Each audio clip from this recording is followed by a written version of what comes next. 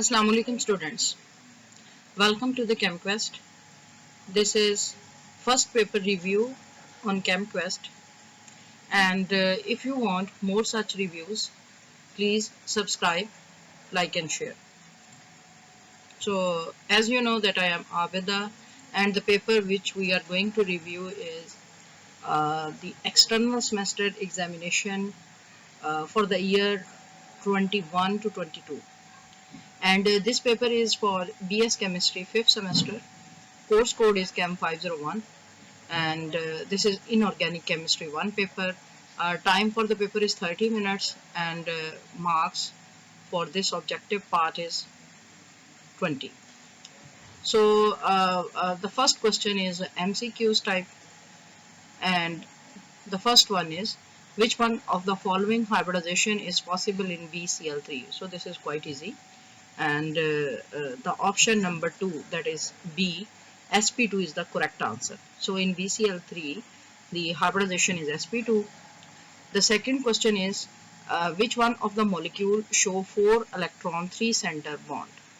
So the four options given are water, B2H6, CH4 and SeF4, and the correct answer is B2H6. Which one of the following molecule show poor bond length?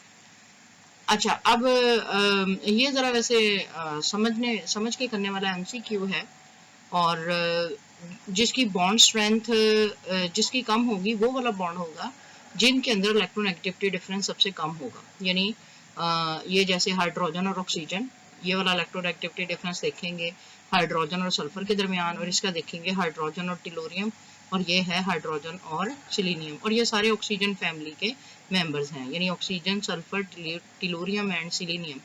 और इसमें ये जो टिलोरियम है at the bottom of the oxygen family, और इसकी जो electronegativity है वो सबसे कम होगी। तो हाइड्रोजन और टिलोरियम का इलेक्ट्रोनेगेटिविटी डिफरेंस सबसे कम होगा, और इस तरह बॉन्ड स्ट्रेंथ भी हाइड्रोजन और टिलोरियम के दरमियान सबसे कम होगी। तो C is the correct option. This is a good MCQ. The band theory of metallic bonding based on, so this is straightforward. Band theory को मैंने आपको बताया हुआ है क्लास में भी, जो मेटालिक बॉन्डिंग थ्योरी है, ये जो बैंड थ्योरी है उसको हम MOT, दूसरा जो उसका नाम है मॉलिक्यूलर ऑर्बिटल थ्योरी, या MOT भी कहते हैं. Which one of the hybridization possible in XeF2? तो इसके लिए जो करेक्ट चॉइस है वो है बी वाली, यानी DsP3. वैसे इन्होंने SP दिया हुआ है, sp3d2 दिया हुआ है, यहाँ पे ये मिस्टेक है. ये वाला 2 जो सबस्क्रिप्ट में है ये सुपर स्क्रिप्ट में होना चाहिए था, या फिर none of this. So the correct option is DsP3. So question number 6 is which one of the following bond order occur in carbon monoxide molecule? Choices are 2, 3, 1 and 4, and the correct option is B, क्योंकि bond order जो carbon monoxide के molecule के दरमियान है वो 3 होता है. Question number 7, which one of the element exclude from D block element? अब D block elements वो होते हैं जिनमें D block is in the process of completion, you may say. अब असल में क्या होता है कि ये इन्होंने exclude from d block element, I will say this is also a good question. और इसमें एक्चुअली जिंक, कैडमियम और मरकरी जो कि डी ब्लॉक के आखिर वाले ग्रुप के एलिमेंट्स हैं, तो इसमें एक्चुअली जो डी हमारे पास सब शेल्स होते हैं, दीज आर फुली कंप्लीटेड. ठीक है, तो इस वजह से यानी by definition we can exclude them from d block element. तो इस वजह से ये जिंक, कैडमियम और mercury, this is the correct option. और फिर उसके बाद जो क्वेश्चन नंबर 7 है, which one of the following d orbital used in octahedral complex for bonding? So this is also straight forward, we have studied this many times. So these are dx2, 2y2 and dz orbitals, जो कि octahedral complex में use होते हैं. So A is the correct option. Which one hybridization possible in FeCN6 + 3 complex? This is a mistake in this paper. तो सुनने में आया है कि GC यूनिवर्सिटी के पेपर में मिस्टेक्स होती हैं, so you can see it now. क्योंकि ये देखें यहाँ पर ये FeCN6 ये वाला मतलब कॉम्प्लेक्स आइन है, और इस कॉम्प्लेक्स आइन के ऊपर यहाँ पर -3 होना चाहिए, क्योंकि यहाँ पर आयरन फेरिक की फॉर्म में है, और साइनाइड आपको पता है कि -1 होती है. तो 6, 1 इसकी है, 6 मतलब है इसकी ये साइनाइड के लिगेंड्स, तो ये -6 होंगे। तो +3 -6 ओवरऑल जो ऑक्सीडेशन स्टेट इसके ऊपर आनी है वो -3 है। लेकिन I hope that you people have understood this, आप लोगों ने इस बात को समझ लिया होगा कि यहाँ पर ये FeCN6 +3 नहीं है बल्कि -3 है। तो इसके लिए ये जो अगेन इन्होंने ऑप्शंस दिए हैं, ए है और ये बी वाला ऑप्शन जो है D2sp3। अच्छा अब ये देखें, ये sp3 एक D2 है और एक है D2sp3। जो करेक्ट ऑप्शन है वो है D2sp3। ये जो sp3d2 है ये उस वक्त होता है जब आउटर ऑर्बिटल हाइब्रिडाइजेशन होती है, और अगर D पहले है D2sp3 ये इनर ऑर्बिटल हाइब्रिडाइजेशन है। जो स्ट्रॉन्ग फील्ड लिगेंड है जैसा कि यहाँ पे साइनाइड है वो इनर ऑर्बिटल हाइब्रिडाइजेशन यूज करते हैं और इस वजह से वो इनर d ऑर्बिटल्स यूज करेंगे। So the correct option is D2sp3। So this is a good question, although there is a mistake but this is a good MCQ। So D2sp3 में inner orbital hybridization होगी क्योंकि cyanide एक strong field ligand है। This is the correct option.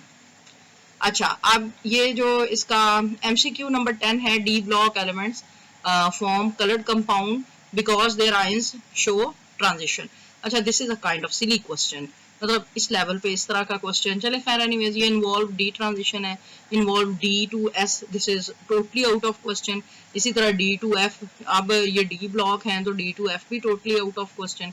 अब ये DD इसमें transition, this is the good answer. ठीक है, अब देखिए इसके ये आंसर भी करेक्ट माना जा सकता है लेकिन जो ज्यादा दुरुस्त है वो यही वाला है, और चूंकि हमने एक ही चूज करना है तो हम इसी को चूज करेंगे। C is the correct option.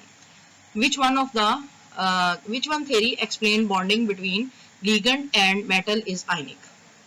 अच्छा अब इसमें ये जो क्रिस्टल फील्ड थ्योरी है, this is straight forward answer. What is the name of K2PtCl6? So this is the naming of complex compound। ये हमने बड़ी अच्छे तरीके से ये टॉपिक कवर किया था and I am hopeful that you people have attempted it correctly। अब इसमें देखें कि ये फर्स्ट वाला इसका ए वाला आंसर होगा क्योंकि अगर हम इसकी ऑक्सीडेशन स्टेट्स असाइन करें तो K2 है तो +2 होगा और प्लेटिनम का आमतौर पे +4 यूज करते हैं, Cl6 है तो -6, तो ये +2 है तो इसके ऊपर ये -2 हो जाएगा। अब ये देखें ये वाला जो कोऑर्डिनेशन स्फीयर है, this is in the form of complex A9, और ये मैंने आपको बताया हुआ है जब ये कॉम्प्लेक्स एनाइन की फॉर्म में हो तो ये जो हमारे पास ये मेटल है तो इसके लिए हम CO यूज करते हैं एंड पे 8, तो अगर प्लेटिनम है तो ये हो जाएगा प्लेटिनेट। और दूसरा उसके बाद फिर पेरेंथेसिस के अंदर हमने ये जो इसके ऊपर इसका कोऑर्डिनेशन नंबर है वो हमने इसमें बीच में इस तरह से लिख देना होता है। तो चूंकि इसका कोऑर्डिनेशन नंबर फिर ये 4 आएगा, अब शुरू करेंगे हम पोटाशियम से, तो this will become potassium hexa chloro. अब क्लोरो में ये ओ नहीं इन्होंने डाला हुआ, ये भी एक मिस्टेक है, तो ये पोटाशियम हेक्सा क्लोरो प्लेटिनेट और इसके साथ ये 4 आ जाएगा। सो this is the correct option. Which one of the ligand is weak field ligand? weak field ligand कौन सा है इनमें से? जो ऑप्शंस दिए हुए हैं, आयोडो है, क्लोरो है, bromo, none of these, so this is straightforward, iodo is the weak field ligand, I-. These two isomers, that is CONH3,5Br-SO4 and CONH3,5SO4Br, these are the example of isomerism। ये वाली ionization isomerism के under आएंगे। So this is also a good question। Third series of transition element start from, this is straight forward, ये lanthanum से start होती है। फिर इसके बाद हमारे पास जो 16वां MCQ है, which one of the following concentrators are used for concentration of monazite ore. तो ये कुछ कंसंट्रेटर्स इन्होंने दिए हुए हैं, फैलकॉन है, बॉल मिल है, सीविंग है। सो रोलर जो कंसंट्रेटर है वो यूज होता है मोनाजाइट ओर की कंसंट्रेशन के लिए, और मोर करेक्टली मेरे ख्याल में इसको यहाँ पर स्पाइरल लिखा होना चाहिए। अच्छा जी, इसके बाद ये जो आपके पास 17वां MCQ है, which one of the following method use gravitational force to concentrate ore. This is like kind of tough question. तो इसमें विलफ्ले टेबल्स है, फ्लाई टेबल्स है, फ्लो टेबल है and all of the above. So the correct option is all of the above because all these methods they use gravitational force for the concentration of ore. This is also a good question, that is which mineral has highest percentage of cerium earth. और ये cerium अर्थ को जो इसके लिए दूसरा नाम है वो लाइट लैंथनाइट्स का है, और लाइट लैंथनाइट्स या सीरियम अर्थ के अंदर 50 to 70% लाइट लैंथनाइट्स होते हैं। ठीक है, तो जो और जिसमें हाई परसेंटेज होती है, जो इसके चॉइसेस हैं ये है पेस्टिसाइड है, सीराइट है, मोनाजाइट सैंड है या none of this. So monazite sand, this is the correct option. In tetrahedral complex which d orbital has higher in energy। अच्छा, this is like kind of silly question. इस मतलब stage पे आप इस तरह के सिली क्वेश्चन मेरा नहीं ख्याल कि आप इंक्लूड कर सकते हैं, लेकिन एनीवेज आप देखें sp3 अगर टेट्राहेड्रल है तो sp3 हाइब्रिडाइजेशन होगी, और अगर sp3 हाइब्रिडाइजेशन है तो d ऑर्बिटल तो कोई भी नहीं आएगा। और अब इन्होंने sp और आपको पता है d ऑर्बिटल वैसे भी p से हायर इन एनर्जी होंगे।